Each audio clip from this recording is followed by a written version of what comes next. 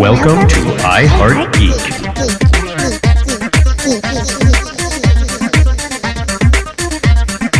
And welcome to another episode of iHeartGeek.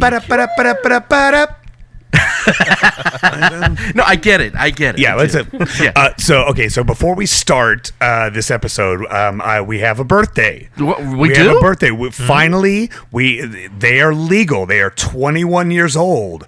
Cowboy Beebop is 21 years old, people. Nice, except Faith, Yes. but she's 77. Ooh, 21. True. But they can now actually come to Vegas and gamble, so that's good. Yeah. Give us your money. Oh, Faye's gonna be in trouble. Nice. So we ironically, we are talking Cowboy Bebop today. What? Which is the anime that Brand new information. we've been trying to do this anime for a while, haven't we?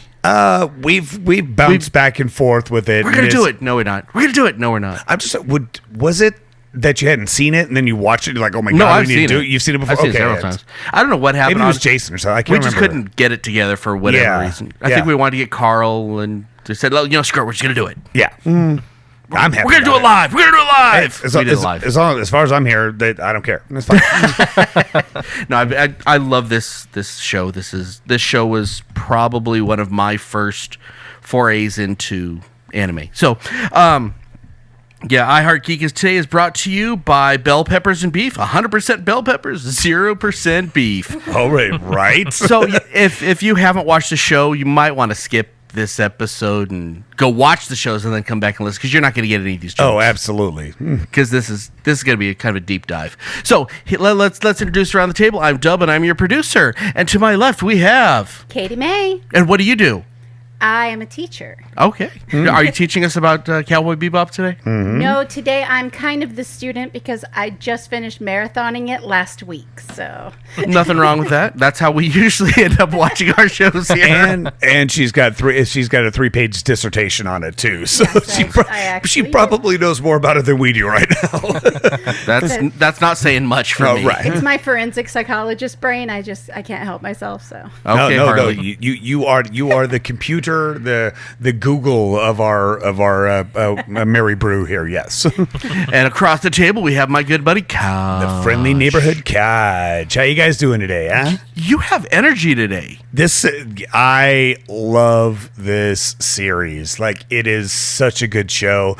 I'm the anime guy.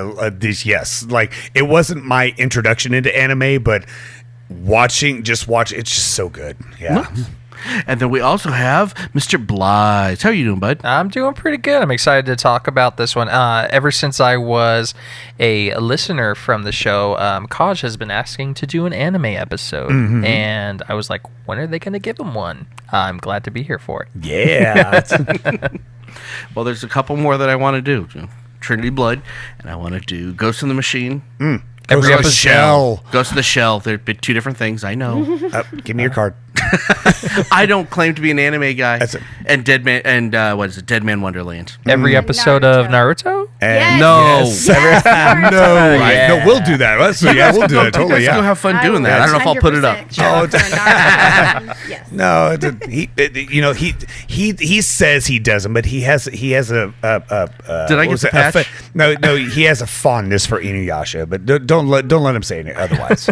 I have no idea what you just I said. have Yes, more than That's a it. fondness But I'm for seeing the Inuyasha. posters behind him. It's fine. It's all right. You don't like it? I have a feeling that I'm being insulted here, but I don't No, it's know. okay. So It's not really, but yes.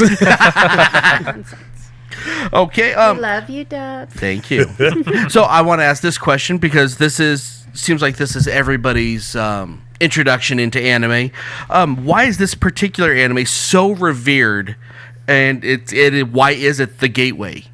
Kaj, I think let's start with you because I think that you're probably the best one to answer this question.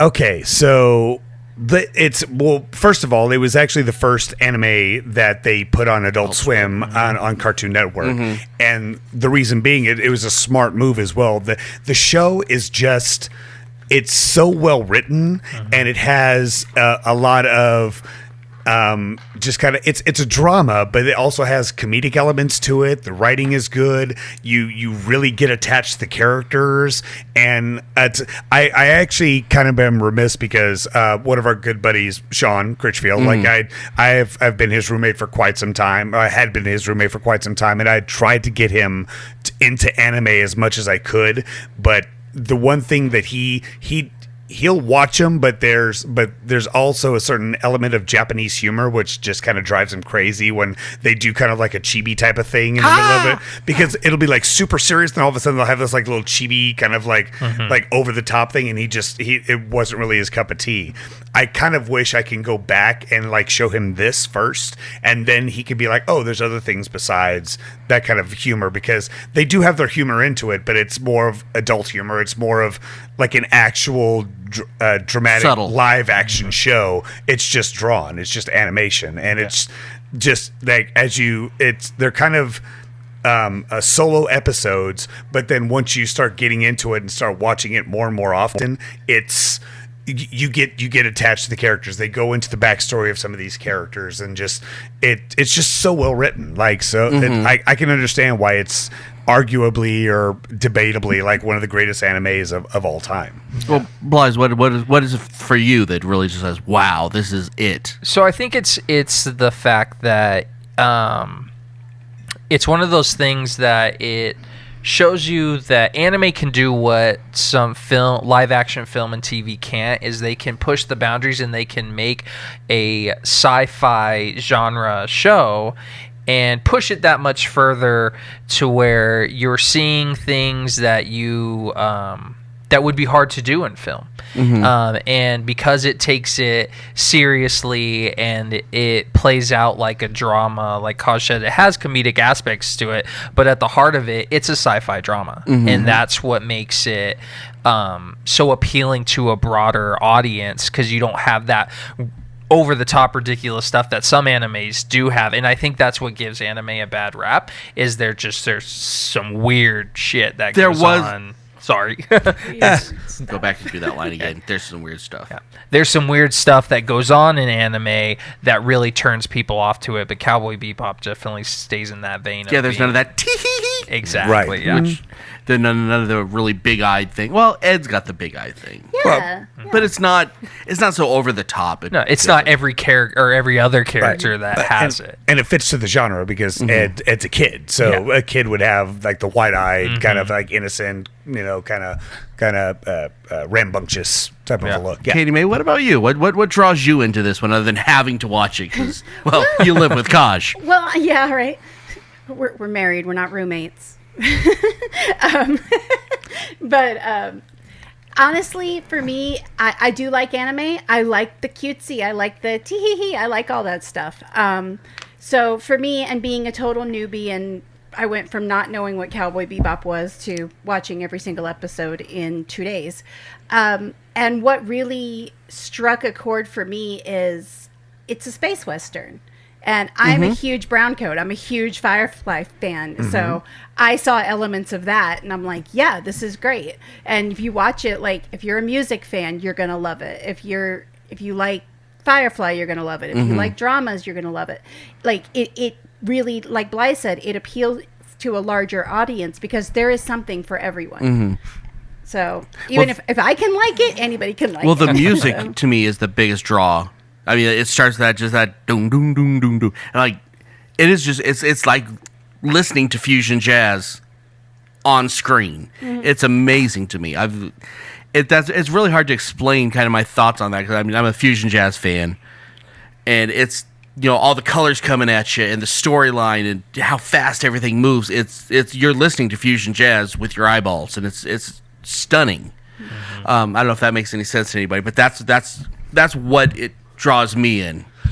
Well, just to add on to Katie Mae's thing about Firefly, like I was wondering like which one came first. Was it Bebop or was it Firefly? And actually Bebop was first. It was in 97 where Firefly came out in 2003. So I'm wondering 2002? That's right, 2002. I know that's right. Oh, it ended in 2003 because there was only one season. Yeah. Thanks, guys. Let's not do another season, though. Let's be fair. Well, maybe a continuation. I think it might be fun. Let's not have 700 episodes. Never mind. But having said that, so I'm actually wondering, did Joss Whedon see Cowboy Bebop and was like, didn't do necessarily the same thing as Bebop, but actually there was elements of it in the Whedon's such a nerd. I'm sure. I would did. 100% say that there's a lot of inspiration that he got from Cowboy Bebop. If not intentionally, probably just subconsciously. Like, like I like that cowboy western. Yep. Being in a one ship flying around doing things, getting bounties and stuff like that. Even the shape of the Bebop. Yeah. And the shape of Serenity. I really I was looking on Reddit, and we are not the first people to have this question. Oh, okay. So there's definitely an influence in there somewhere. Not so much that, like, some people are like, oh, is it a ripoff? Like, no, it's definitely its own thing, but it's definitely got some sort of influence to it, right. for sure. Well, even the bluesy music that they have, like at the beginning of Firefly, it kind of is reminiscent of some. Don't tell Jason about that. Really? He loves that music. No, I do too. It's a theme song to He hates it. Firefly. Just something about that slide guitar. It's awesome. That's why we don't talk to Jason anymore. That's why he's not invited. Wow. Well, you made. I'm stepping you away kicked from him the out. mic. You told him he couldn't even be here today, right? No, I didn't. I'm not gonna let him punch me later for that one, because he's listening. No, he's on vacation. Oh no, he got home today. He's probably gonna punch the wall when he listens to this one. We love you, PB. Okay, so let's move on. Let's do our 3366. 66% truth, 33% lies. Can you tell the difference? 3, 2, 1, let's jam. All right. Again, I hope you watched the show before this, because otherwise we just sound like idiots. Inside jokes or whatever. All right, so this is 3366, 6633. Thank you, Spike. Thank you. Spike. Yeah.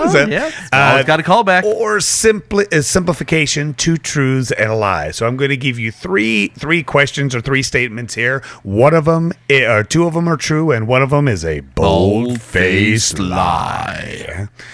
All right. Stereo. So, statement number 1. In Session 19, or Wild Horses, the man who owned and fixes the Swordfish 2, Spike's spaceship, is named Doohan. This is a reference to James Doohan, who played Scotty on the original Star Trek series of 1966. Statement number 2. Spike's fighting style in Cowboy Bebop is known as Krav Maga, a mixed martial arts style designed for Israeli Defense Force. And statement number 3. In the episode Hard Luck Woman, Ed's father, Mr. Appledelly, calls Ed Francois.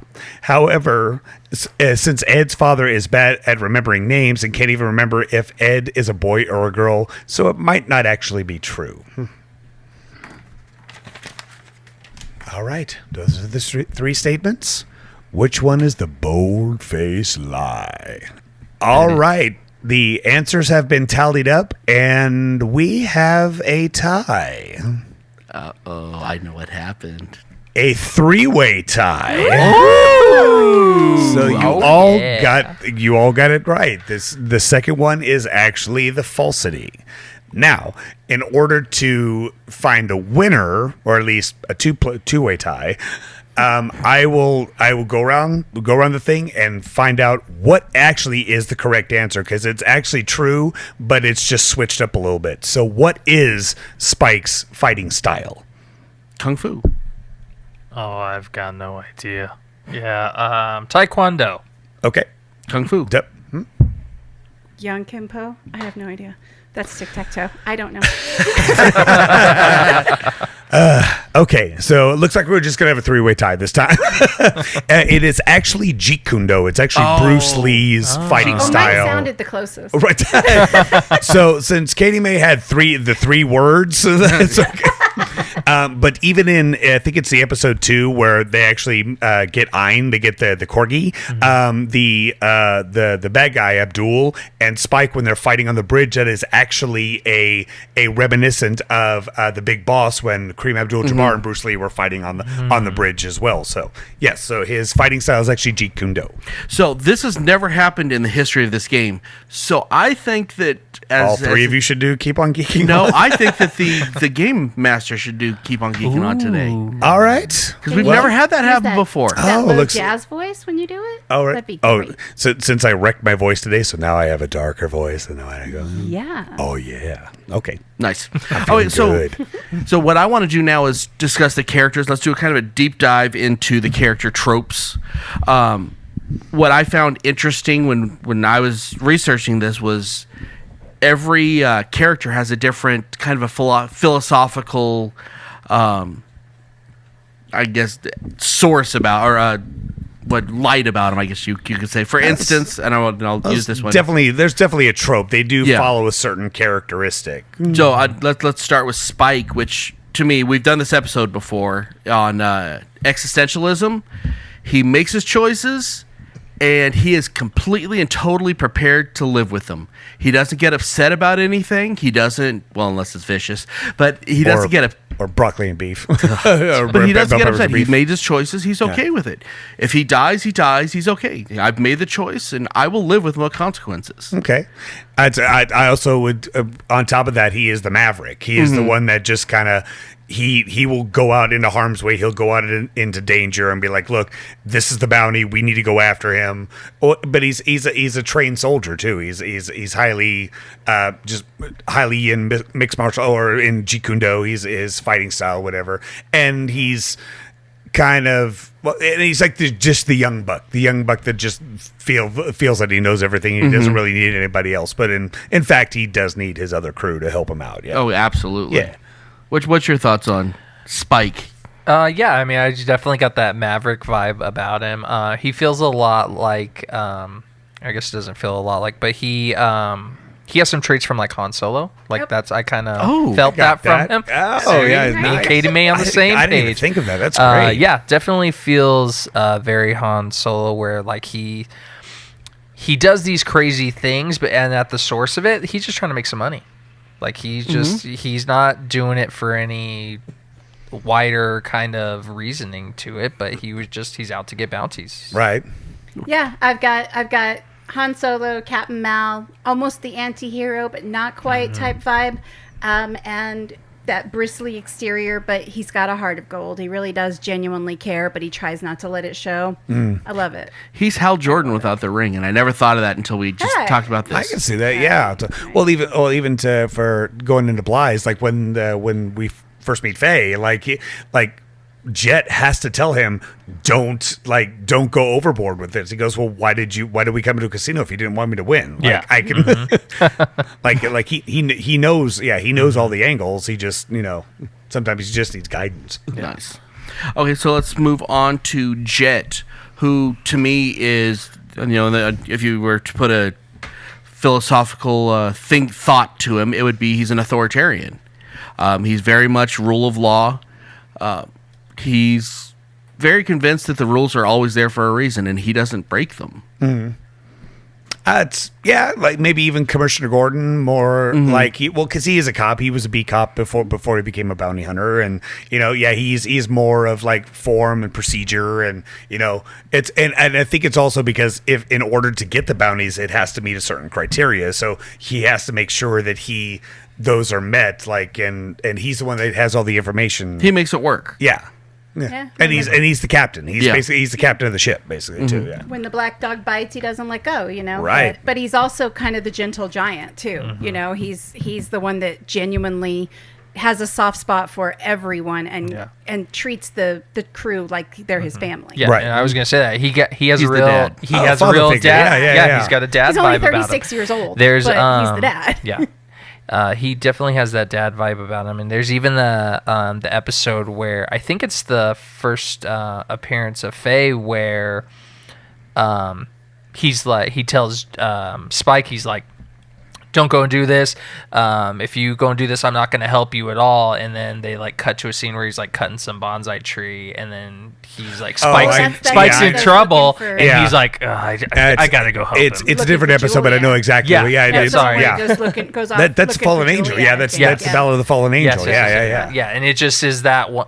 And that's his feeling is like he's putting his foot down, but he's still going to take care of his family. Yeah. I didn't even think about that. And then he still drops everything and then leaves the bonsais to Ed. Exactly. Yeah. So, what are we on now? We are on Faye. Lovely Faye. To me, she's a textbook narcissist. She cares about nothing but herself. But to be fair, she's 5 years old. Mentally, right. Mentally, she is, because she started over. She does not, any of her familial instincts. They're all gone. She's never had a family. She may have, but she never had a family. She never had friends. No one ever influenced her. She is id. She is and remember that I think she was in an accident or something. Like there was an explosion or something, and then it's basically cryo frozen for like 50 years. She has amnesia, and instead of trying to figure out what happened she does try to figure out what happens in her past, but it's almost like by the end of the show she's like, I don't care. Like this is who I am now. I'm just going to continue doing what I'm doing now. Mm-hmm. And it's, narcissistic. I would even say we're going to be talking about this person in a future episode, but I would even say kind of a little more sane version of Harley Quinn. That if you think about the episode, similar backstories. Well, what you get into her backstory, where she keeps getting used and abused, and everybody takes advantage of her because of her situation, and then finally she is just like, "Are you kidding me? I'm going to do it my way, and I don't care if anybody gets in the way of my goals." Well, the difference I would see between her and Harley would be, Harley, she doesn't intentionally want to hurt anybody. She just wants her way. Right. Harley will enjoy hurting people. That's what I said, like a more sane version of Harley, like just like a very independent, very narcissistic type of a woman. But like once you get a little bit further into the episodes, I mean, she's almost kind of like Spike to her. She does have a soft spot, like you have to, otherwise her it's not crew an interesting show. The crew grows on her. Like she would definitely like. I think by the end she would take a bullet for him. Yeah. Mm. To a certain extent. Yeah. Maybe in the arm. Maybe. Probably for Ed. Yeah. She would. Do you guys have anything like that? I wrote down selfish con artist. Yeah. I mean, so fair what enough. else are you going to write? And then the final one we'll talk about is Edward. Chaos under control. He's completely chaotic mind. Did I say he? She. Sorry. She. Honestly, it doesn't matter. It kind of doesn't, but it really doesn't. I'm right. No, you are right, but it doesn't matter on that. But that is a mind that is completely chaotic, and because it is so chaotic, makes things work that shouldn't work. Just brilliant. I don't know and correct me if I'm wrong.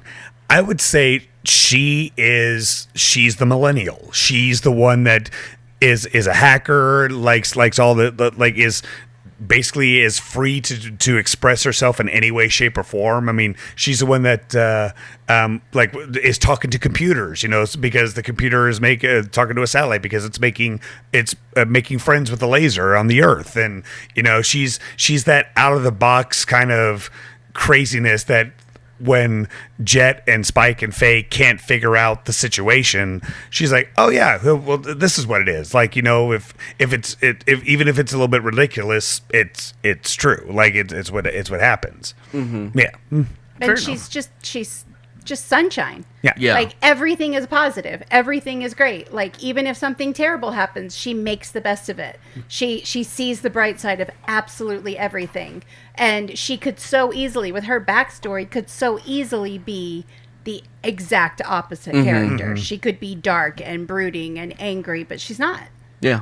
So that's you just have to love Ed. But I think that if she didn't have the mentality she has, she couldn't have survived what she survived. No, she definitely wouldn't. Her dad just left because he forgot about her. Forgot where he left her. So I'm going to throw an extra one in there because Ein is part of the crew too. Even it's a smart dog, you know. It's he doesn't really have any lines, but he kind of is almost the, I don't want to say Jiminy Cricket because he really doesn't influence. But he really doesn't influence. But I mean, he's a part of the crew as well. And if you say no, then you've lost cool points with me. That's all I'm saying. Like, I love Ein. Fair enough. It makes me want a corgi. Yeah, right. Well, and Ein is the first crack in Spike's facade of like, well, I don't like dogs. Well, I don't like women, and I also don't like children, and ends And up why with do all we three. have all three on this? Right, but like Ein was the first, like, I don't like dogs. We're not keeping the dog, and of course the dog is there. Like, Right. of course he's going to keep the dog. And what's Ein do when he first meets him? Bites his finger. Yeah. Like, yep, you do. Yeah, you don't fool me. That's fine. Nice. Now, I want to kind of talk about the family aspect because we hit on it a little bit earlier, but something I find really interesting is how they really do consider each other family, but they don't know anything about each other. The best example of this is there's a scene that bothered me a lot, but it really said a lot.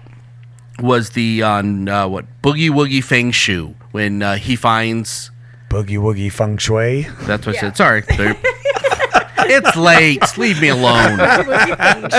So anyway, this is when Jet finds his friend's daughter, and she's young, and they're Faye and Spike are talking like, does he have some kind of weird fetish we don't know about?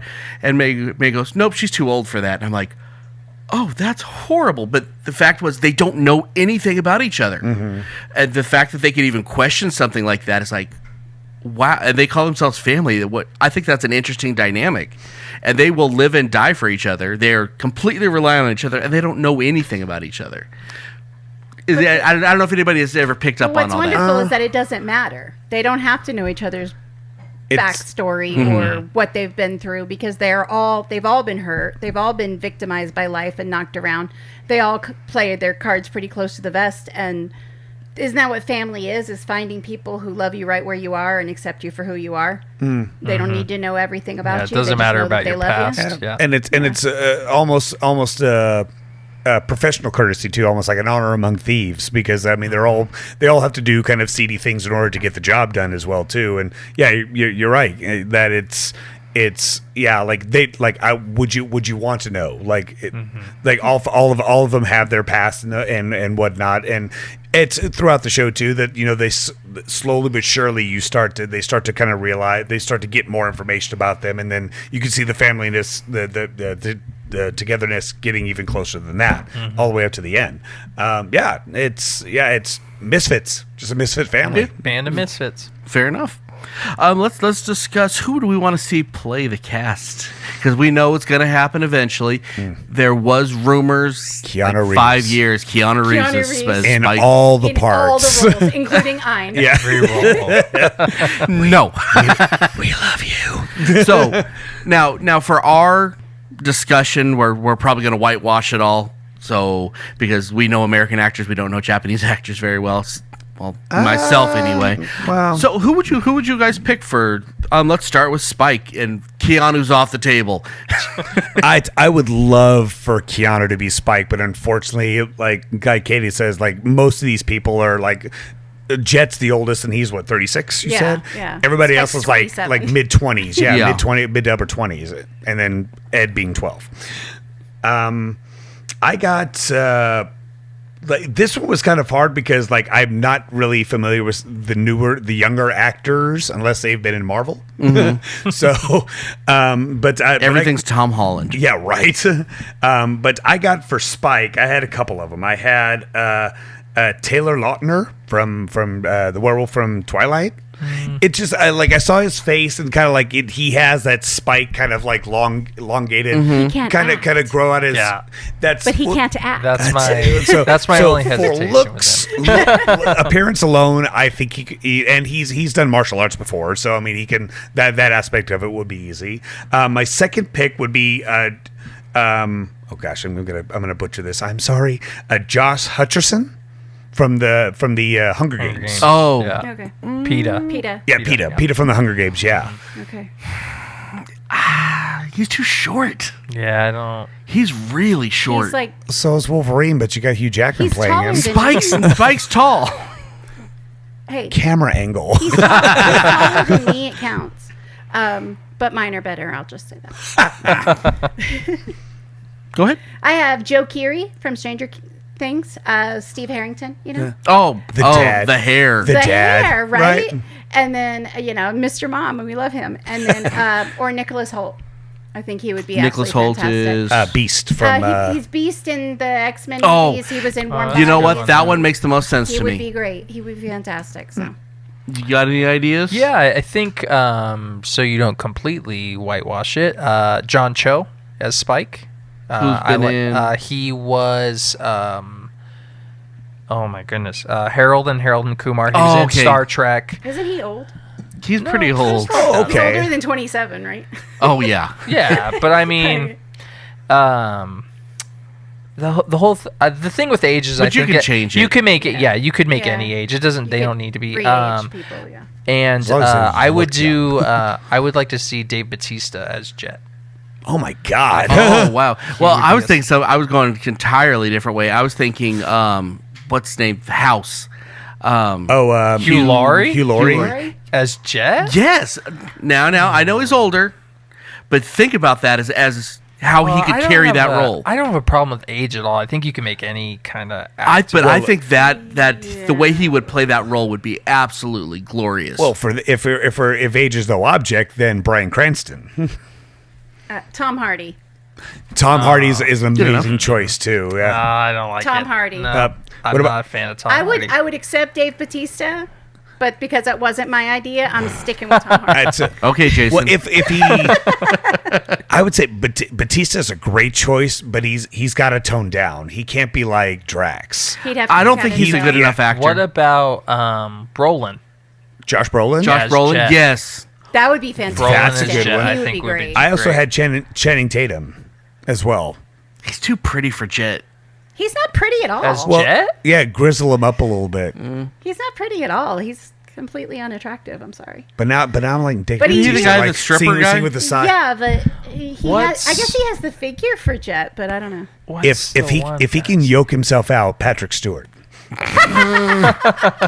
Wow, now we are throwing age out in the toilet, aren't we? Because he's we need to bald, pull up he's got Charlton the side Heston tuft, out yeah. of the grave, reanimate him, and then we can have him play them. He's playing Picard. I mean, he's not that Orson old. Welles. Orson Welles or no one. Abraham Lincoln. We're just gonna. Okay, let's try Faye. Oh, okay. Who's your guys' ideas for Faye? All right. Hey. All right. And if anybody says Johannesson, I'm out. No. Oh, Scarlett. No. Scarlett No, Johansson? I said Chloe Grace Moretz or Catherine Newton. Who's Yep. Catherine Newton? She played Claire on Supernatural, so you wouldn't know her. She was in Detective Pikachu, so you wouldn't know her. Oh. She's on Big Little Lies, so She's wouldn't, too you young. wouldn't know her. Let's just Okay, say fair that. enough. I feel like she's too young. She's actually not. I know that she Depends like, on who she's is playing 21. Spike. No, I And feel Faye's like 23, so. age-wise in reality, she's not too young, but I think She plays young. For me, that everything She that reads she's young. in, she is always. She plays a teenager. Yeah, in she those plays a things. teenager, Right. so that's why I just can't picture her for that. think she But could do it. I like her, so I wouldn't be against could it. make I it just work. All right. I got three here, from third to first. One, Daisy Ridley. Oh. Mm-hmm. I actually had her on my list, and I was like, Even though that she's played a little bit innocent in She'd be Star great. Wars, I think if she kind of seductress kind of sassed it up a little bit, she'd be a solid choice. you just want to see her in a bustier. Olivia Wilde from House, Yeah. you know, and then my number one. Please let this happen, Natalie Dorman. Yeah. Yeah, maybe. Yeah, Yeah. she's got the sass. She can play the seductress. She can play the con artist. Well, Yeah. I totally could see her playing it. The girl from Stranger Things, Uma Thurman's kid. Hawk. God, what's your Something first Hawk. name? Her last name is Hawk. Well, yeah, because that's her dad, Ethan Hawke. I feel too young. She's really Yeah. I she's feel probably too young. young. Fair enough. Yeah, Okay, so let's go with Ed. with Mr. Ed. Miss Ed. I know. All right, so I'll go first. On You this have one. the perfect Ed, so I'm just. So gonna let you I'm have going to go this one. 3, 2, 1 as well on this one. So Ruby Rose Turner, which I don't know who she is. I just saw her. I just Googled like 13-year-old actresses. Wow, Which that sounds- you're not on any list anywhere. That sounds All the really watches, good. yeah. Yeah, it's. I know. This is for. It's time to check out This his is research. internet history. Research for the episode. But she had kind of the reddish hair, long red hair. But I looked at her. I'm like, shorten it up. I could see her playing that. 2, Suri Cruise, Tom Cruise's daughter. Sooty Cruz, yeah. I haven't Suri seen Cruise. I could see she's that. yeah, she's now like in that 13-year age, and I'm like, all right, I can see that. Now, my number one, I just found I was like, oh my gosh, yes, why didn't I think of this? Her name is Gabriella Prizzolo. She is Susie in Stranger Things. Yes, she would be perfect. At the very end, the girl with the Maybe, yeah, glass. I know what you're talking about. Dustin's got the energy girlfriend. for it. Yeah, so Yeah. I think she would if cut her hair, make it red, and it's like her personality, she could pull that off. That's actually a pretty good call. I can I'll I give can you see that one. Ed was hard. Ed was hard to try to figure out. Yeah, when he said her, I just crossed that name off my list. I was like, nope, you've got it. That's the one. So do you want to throw in Ein? Snoopy? I'm Lassie, maybe? I Benji? needs to be a real corgi. I want a Yeah, real, it's just gotta be- I do not want a CGI dog. Oh, no. No let's- CGI. Let's get one of Queen Elizabeth's corgis. The third one from the right. Right. You know which one I'm talking. The one that gives you that look. Ew, I you know. love this show. My dog's in it. Okay, let's go with the ultimate bad guy, Vicious. Vicious. Ezra Miller. Ezra Miller. I can see him if I've depending hated on everything he's been. But I originally thought of him as Everything. I thought of him for Spike, and I was like, you know what? But he can do the evil. He could do the bad. He can do the. Well, he can do bad. He could. I think he's got the look for it. I think he's got the attitude Fair enough. for it. I think he could do it. Depending who's playing Spike. If it's an older Spike, I don't know if that would actually really work. But if they're both the same age, I can totally see that. How about you, Blize? I don't remember his name. The guy who plays Scarecrow in the Dark Knight. Cillian Murphy. Yes, Oh. I think that's his name. Yeah, I'm afraid I think to he say would go that really he would be deep on that perfect for role. that. Yeah. I will add on to that because for the longest time I always thought these two were the same person, and I'm sorry, but Tom Welling, Superman from Smallville. No, Tom Welling is beautiful. But give him the white hair, get long white hair. I feel that he could kind of pull it off. He's chubby now. I also had Orlando. He is. I'm not. He's also our age, so I also thought Orlando Bloom. Yeah, I can I see could say. that. I mean, just look at him as Legolas. Legolas. got the yeah, cheekbone. yeah. Or I like your idea. Like, I know you're gonna do Jared Padalecki. You just have to say a supernatural character. Which is okay. I was gotta ride home going with through me Google and he popped up. I'm like, yeah, I could see him play that. I could see him playing. but He's Vicious. the taller one, right? He's Yeah. so tall, he could be Spike too. So, but True. But I yeah. couldn't see him as It'd be Spike. fun to watch him play evil, though. That would be funny. Nice. Okay, so let's move on to the main event. Now it's time for the main event.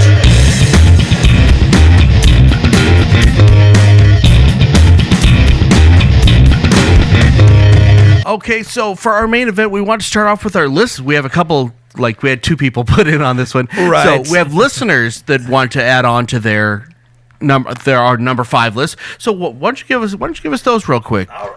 All right, so for our listener feedback, like we had one person on Facebook and we had one person on Twitter. So Bex was on Twitter. Thank you so much for putting in your input, and she's been a loyal fan of us for quite some time. And Brenna McClanahan was the one that went for Facebook, but they both had the same episode. It's the Ballad of Fallen Angels. Oh. Where you actually get to meet Vicious or basically the quintessential villain of this series That you never see much. that you never really see much. much, but he definitely has ties towards Spike in a very bad way. So basically, Spike is called in because one of his former associates is murdered, and he's trying to find out what happened, and then he finds out that Vicious is the one that actually killed him, and he confronts him about this. And if I remember correctly, this is where you get to find out a little bit about Julia as well, because at the end there's a huge explosion. Spike looks like he's dead or about to be dead, and then all of a sudden you start hearing the Ballad of Fallen Angels kind of hum by Julia, and then next thing you know, Faye is kind of sort of singing a similar song, and then you kind of see that this is kind of where the family starts to kind of cement in, kind of bonds together with him. But I love his reaction where he kind of motions her to come over, and he's like, Your singing is off pitch. And it's like, I was trying to have this loving moment, and then you just have to ruin it. Huh? Yeah, that's a way to really piss off relationships. Yeah. Not that I'd know that from firsthand experience, but maybe I would. A great episode. Like I have to admit, like whichever, there's really no top five. Like all these episodes are amazing. But we had two that were with everybody. These were on our list, so we're going to make that our group 5 and 4. So, why don't you actually do these 5 and 4, and then we'll discuss them, and then we'll go on to the rest of our list, our top 3. Oh, so we're gonna do our group ones first. Yes, let's do our group ones first. Okay, no worries. All right, so for our number 5, I guess you could say, is Cowboy Funk. Oh, such a good episode. Like the cowboy or the teddy bear bomber who was just an idiot. Right. and then the cowboy. The cowboy who's an idiot. Yeah, he's like, I've got this guy down to a T, and then next thing you know, like everything blows up. He's like, nope, that wasn't what it was. And Faye falls for him, which was hilarious. Well, and I love that she plays him too. Yeah. Why wouldn't she? She's just rolling her eyes, just like, wow, you must be really rich. You're certainly not smart, but you're very rich. And then for our number 4, which is, I have to admit, it's not my number 1, but it's definitely a great episode. I love this one, is Heavy Metal Queen. Oh, yes. I don't know why I love this episode so much, but I absolutely adore it. Well, I love VT. She's fantastic. Yeah, all right. So I have a wad full of money right here in front of me. I'll take it. You all get one guess. And I'm putting my hand over the answer. I don't see no money. What is VT's name? What's her real name? Victoria Terpsichore. Dub? Close enough. Yep. Valerie Bertinelli. Nope. Yep. Victoria Terpsichore is what I remember. Terpsichore. But yes, so nobody gets the money. All right. I was close enough. Nice. Here's your $1 back. There you go. Okay, so let's get on to our top 3 list. We'll hit our number 3, and me and Kaj are actually sharing this one. So yes, we'll both do this one, and this one was Mushroom Samba. This is watching the whole crew trip balls as a blaxploitation movie goes on between the outside. Oh my gosh! Well, because they're so hungry because they don't have any money to eat, and then they just get these bag of mushrooms, and they're like, oh my god! So they like cook up these mushrooms and just swimming in the toilet, and just seeing Spike just kind of going up the stairs and for hours, keep going up the stairs, and seeing Jet have the conversation. So that's what life's really about. Yeah, I understand now. I like Ed and Ein just watching everybody like, are the mushrooms bad? And she keeps serving them. You have more though. That's such a great episode. Like we said, there's a lot of good drama writing, good storytelling in this, but then there's also the episodes that are just funny. They have such good comedic writing in there. It's just amazing. The guy carrying around the coffin. Do you know why I carry this coffin? Because I'm gonna put this guy in it. Boom! The car runs over it. Yes, just so well written. Katie, what's your number 3? My number 3 is Brain Scratch, where Faye gets kind of taken in by a cult, and it's all about like giving up your body just to become like just a soul, just a spirit, and then with a guy that doesn't blink. And then it's super sad because it comes down. It's just a kid in a coma. It's terrible and terribly sad. But I got that from Dallas. But it's so good, and Spike's Spike's desperation and really just working so hard to try to save Faye and save the day, basically. It's so good. I absolutely just loved the episode and the character growth that we see in him in that one. So Awesome. My number 3 is Speak Like a Child. So good. It's just a Betamax. Yes, exactly. Like, it's just so funny that in this super sci-fi world where they're paying tolls to take warp gates and things like that, they go on this epic journey to old Earth to find out how to play this Betamax, and it's and just, they get a VHS VCR first, And he's kicking it. yes, It ain't my tape. Well, betas always did that. Well, that's why no one has a beta anymore. Okay, so let's go on to my number 2. Thank you. And that would be the first episode, which was Asteroid Blues with the red eye drug. That was just so in your face. That for a first episode was just like, here you go. You're like, okay, I will take this, and this is where I am now. I get it. Almost to the point of like, to me personally, it felt like an Orphan Black, like the first episode of Orphan Black, where you're just dropped into this situation. Yeah, there was no you backstory. don't know what's going on. You don't know these characters, but they're badass. Like they're awesome, and they're bounty hunters. So it's like, oh, this is great, and then you just see their bounty is like a crazy guy that takes almost like a heroin or a cocaine type of a thing in his eye, and he just freaks out. yeah, it's like a PCP almost. Yeah. And then what am I watching? and then even with that, like his accomplice, like all she wanted to do was get to Mars. Yeah. Like that's all she wanted to do, and that's what. But she saw that he was being so obsessive about this that he had to do this 100%. And then finally, she had to take him down. Yeah. And then the cops took her down. So Yeah, I mean, it was just it's a hell of a way to start the series. Oh, Yeah, for it's- sure. That ending alone is just she's seeing him as an addict is just crazy. Katie, number 2. Jammin' with Edward. When we first meet Radical Edward. Okay. Oh, I love it. It's so good. And they're like, this is a really serious hacker. This guy is crazy. This guy. And then they meet her, and it's this little girl, and she's like, hi! And I'm like, okay, I love this show now. Oh, well, even just the ending of that was even so good because Faye kept like saying like, oh, I'm gonna, because she knows about the Bebop. She's a fan of the Bebop, so they like Faye promised her that she'd take him with her and all this stuff, and then you see the Bebop leave, and she's like, not taking Edward. And then you just see the plane flying back to come get him. It's like you do not. Yeah, this kid might be a sweetheart, but you do not want to mess with her at all. Edward's a girl? Right?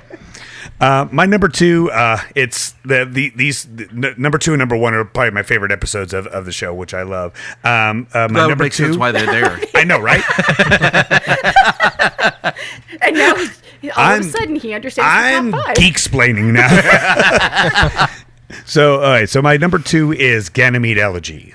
Okay. Very, very sweet. Like it's kind of a backstory to Jet where he goes back to, I think it's Venus, if I'm not mistaken, or was it Earth? It's not Earth. It's not Earth. I think it was Venus. He goes back to his old stomping grounds, his old beat cop routine, and goes to see his former fiance, girlfriend, whatever you want to call her, and you kind of get his backstory of like, he was one of those cops that was overzealous in his job, and that he was always protecting her, and she never really got to do anything, so she left and never really said why. And you find out that now she is involved with this other guy that is not necessarily a criminal, but got into a bad situation where it became much worse, and he became a fugitive. And then Jet finds that he has a bounty on him. So what does he do? He goes after him like he's the black dog. He doesn't let go once he gets the scent. And by the end of it, he doesn't necessarily let go completely, but he understands like, look, okay, I can't protect you. Can protect yourself. You don't need for me to help you anymore. Having said that, I will put in a good word for this guy because it is a bad situation that just went horribly wrong. And like, this is a good guy. Protect her. Like, you make sure that you treat her well, and goes off into it. It was just a beautiful backstory of him. My number 2 is Honky Tonk Woman, the Nice. first appearance of Faye. It was just it's a really cool episode. It's really kind of shows you who Faye is and like gets you to like, because she steals the ship at the end, right? And then she goes off in her own direction. I love that standoff outside of the outside in space between Spike and the mob guys when they're going to make the doing trade. the exchange. Yeah, I love that scene. And it would just had the whole casino in space was awesome, and just getting that Vegas feel to it. Yeah, and then once you go a little bit further on, and then you get her backstory on how she came up to be, and then you go back and watch it again, you're like, oh man, she just cannot get a break, man. Oh my gosh. I love the how she chases him down when she thinks he's the guy that she's supposed to be meeting, and she's like, wait, no, you're supposed to tip me. You're supposed to, Give me that last chip. Exactly. I can't relate to that in any way, shape, or form. Yeah, I'm actually glad we're in Vegas. Number 1, I'm actually changing mine to Pierre Lafau. We didn't talk about this episode, but that was completely different from all the rest of the episodes. It's creepy. It's a brain screw / action. That's all it was. It wasn't. There was no really family dynamic. There was no character development. It was like, we're going after this big fat thing that's killing people and wants to cry when it sees cats. Right. It's. Well, he's got like the mind of a child. But Yeah. he's this But giant, like, but it's like a killing machine. Yeah. Like it Yeah. just decimates anything that comes in contact with And it. it makes you have. Owie, mommy. It makes you have such pity for it, Yeah. and such evil, and you have pity for it, and it's like, wow. So that's why I changed it. I thought it's a fun episode, and it's completely different from the rest of the series, but that's what makes The some of these carnival's really creepy, good. though. Number what? My number 1 is My Funny Valentine. When Because it's Yeah, funny that Valentine. one. Yeah. No. when we kind of get the backstory of when Faye wakes up from her cold sleep and what she goes through, and doesn't know who to trust, and she thinks that the lawyer guy is like a good guy, and he's He's not. and she can trust him, and yeah, like you were saying, she just can't catch a break. She And- gets knocked down every time she turns around. And even to the very bitter end, like you say the lawyer is now like he's gay. Well, what did he get? Fat implants or something? I think he Yes. said. yeah, after he faked his death, And everything, then he yeah. keeps lying, and then the doctor and the assistant come in, and she's like, "Wait a minute, I thought you said he died." And then you find Uncle? and then he find out that he's his uncle, and like Yep. and then she's like, I think that's when she's like, I don't care anymore. Like I don't care about my backstory. I am just Faye Valentine, and this is who I'm gonna be. Yeah, Nice. she actually came into when her I own. started to actually like her. Yeah. Because at first I was like, okay, she's just too mean. She's just too hard. She's too much. I couldn't find any sympathy with her. And this episode, I was like, oh, bless her heart. Oh, now I know why I she's get that it. way. Okay, Yeah, all yeah, right. absolutely. All right, so my number 1, my personal favorite. I legitimately will watch. I won't watch the rest of the series, but I'll watch this episode because I love it so much. Bohemian Rhapsody Oh, so good. with Edward and the chess master, and he was the developer of the gates, and basically devised a plan 50 years later to kind of sabotage the whole thing, to kind of bring it to light of all the inconsistencies of the gate. But then over time, he forgot about it, and and it was like, and all he was concerned with was just that game. And then Ed played for, what was it, like a week, and then finally beat him. And he's like, oh, and how would you feel? Do you think that he actually passes away at the end, or do you Yes. think he goes back to sleep? No, I think he's done. I think he passes away happy because He had a good death. He's chuckling and he's like, Yeah. he finally a worthy opponent. Yeah. And- He definitely, to me, he's kind of like, he was like a happy ending to like Brooks from Shawshank, instead of like, he just, like, his bird flew up. It's like, yep, I don't need to be here anymore, and I died a happy man. Yes. My number 1 is the Stray Dog Strut. Our Nice. first appearance of it's Ein? Ein. I think it's for Einstein. Yeah. Ein, yeah. I thought it was like Ein, like number 1, German number 1. Oh, nice. Einstein, that makes sense. Okay. So yeah, first appearance of Ein, and one of the most ridiculous scenes probably in the show and even in a lot of anime is the scene where Spike is chasing them in his like hovercraft, and then Ein's in the car with the bad guy, and then he just starts smushing the car, and then the door opens, Ein flies out of it, and this dog should be smushed, but he like does this crazy like circle thing and then just lands on Spike's thing, like on his hovercraft, like off the bridge, and it's like that dog should be part of the windshield now. But it looks hilarious, and he just Ein in himself just becomes such a great character. Like I just love that episode, and he almost was eaten. I don't know if you guys remember that, but the lady that was trying to sell, or no, the kid was trying to buy him, and then she's like, "You should just eat him." Right. Oh yeah, because she was like, "You're not going to get anything. It's a corgi." Exactly. It was like You're not going to make any money for this. Two oolong. That's what you get. Wow, that brings a whole new meaning to broccoli and beef. Right. 0% beef. Bell peppers and beef. Because I did the same thing. I did the same thing. So. Well, that's because that's what they serve at Panda. What do you want from me? And that's a show. Check out the website, www.iheartgeekshow.com. Use the we paid extra for it. Go to the Twitter at iHeartGeekShow. Go to the Facebook. Talk to us. We will talk back. Go to the Instagram and the YouTube and smoke signals and whatever else you can think of. We are there. It's taken us a long time to get there, but we're everywhere now. Yeah, and until next time, I'm Dub. I'm Katie May. I'm done. And we are Punch Drunk. Oh, I think I'm Koch. And I'm Blize. And the winner of the game show for the first time ever, the Game Master himself. All right, let's see if I can do this, people. Keep on geeking on. See you, Space Cowboy.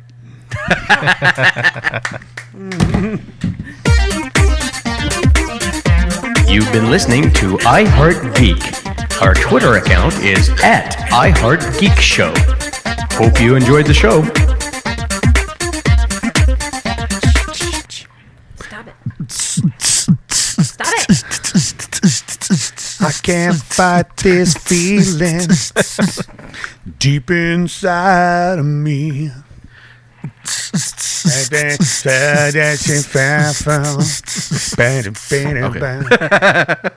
And we have that recorded. Ooga chaka ooga.